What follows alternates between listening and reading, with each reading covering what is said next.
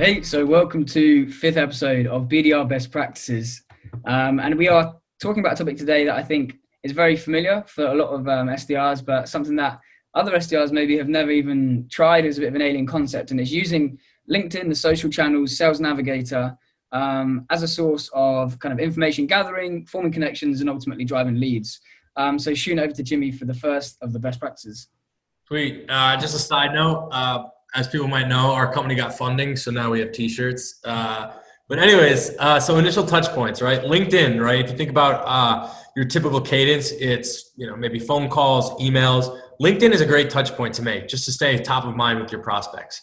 At Reach Desk, a lot of times, if we have trouble getting through to a decision maker, we'll start out and go to the power user, right? We'll go to the more of the entry level position and hit them up on LinkedIn. Learn a little bit about their company, ask them what the true pain points are, get some ammo so that when you do send that email to the decision maker, you're hitting all his pain points. It's super relevant to him. And hopefully you get a response that way.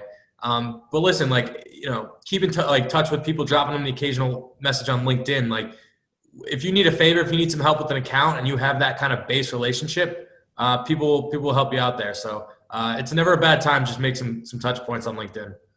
Yeah, have some small talk. I had 15, 20 people per account that I go after, and you'll be surprised how often those types of kind of friendly relationships end up being pretty beneficial. So the second one I think is huge. Responding to triggers. There's so much compelling information that is kind of shared on LinkedIn in various different ways, and it's important to tap into it. So identifying when people have changed job, you can use Sales Navigator to find out when people have changed job in the last 90 days. That is a huge just tool to have in your kind of in your toolbox, I guess. For us, we might do specialize in direct mail, narrow it down by industry and territory. There you've got 100 people who are going to have a really high level of, or high likelihood of appreciating what we've got to say to them. You can also search like the types of jobs that people are hiring for. So for us, again, it might be like head of demand generation, ABM specialist, whatever it might be. But then also using content searches. So searching key terms that are specific to your personas or to your territories, that you're going to be able to identify people that are posting about certain things and tapping into it. Just at the bottom, you can see James used some kind of trigger-based prospecting, and the people appreciate that.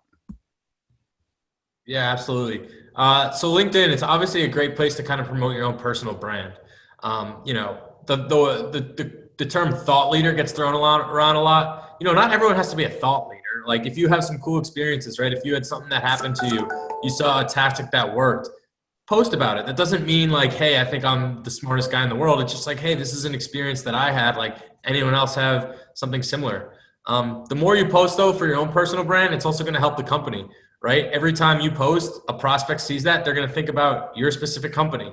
As you can see, the guy on the right, that's Scott, after he put on the freshman 15 pounds in college. But Scott, who is that guy? That's a UK reference for anyone in America. He's on The Apprentice. He was Stuart Baggs, the brand, and it kind of backfired for him, but still. The brand, yeah. But also repurpose content, right? There's a lot of good stuff on LinkedIn. Whoever posted it, give them credit, being like, hey, Scott Findon shared this video earlier this week. This is what I thought about it, right? There's so much good content on LinkedIn. You don't always have to come up with your own, but repurpose it, put your thoughts to it and put it out there.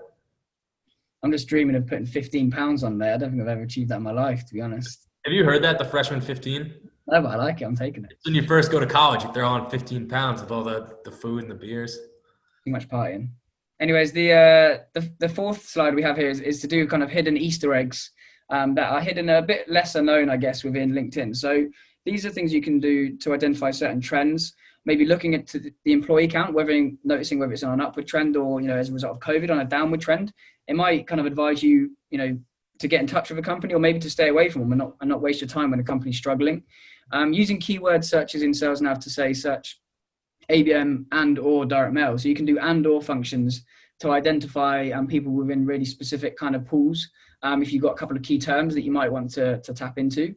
And obviously beyond that, kind of filtering out company level posts within your Sales Navigator feed. So when you go to home, you might often have your Cisco's and your Google's just posting all their kind of marketing content regularly.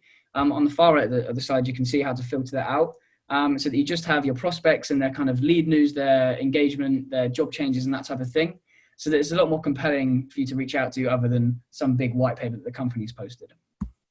Absolutely. And by the way, for my for the Americans, people watching, we didn't misspell that. Just the UK, they don't use Z's. So, what word was that? Specialized. Yeah. Sometimes I'm like, I hope people don't think I'm like illiterate here. But yeah, and learn something, right? For my industry, sales. So I follow a lot of sales leaders. I didn't take many sales classes in college, but people post like really valuable things on LinkedIn, so you can learn a ton that'll help you, going forward. Also, when you're following like influencers and you're following people who post content, their comment section is gold, right? Say someone posts about generating pipeline. You go to that comment section, it's everyone talking about pipeline. You're going to find people who have, are in a really good spot with pipeline. You're going to find people looking for help with pipeline. Those are triggers, right? That's what I like. I literally live in the comment section on LinkedIn and like, hey, this guy said he needs help with this. Like, let me reach out and say how, share how my company can help. And again, there's groups on there, right? Ben Smith, our, the head honcho, BDR here, he started SDRs of London. There's a ton of groups. They, share each other, help each other, cold calling tips.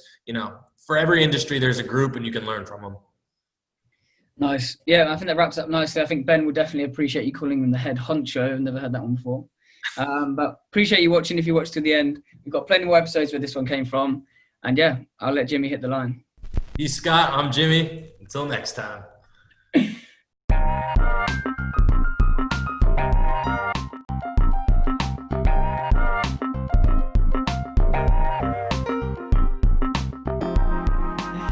That's funny.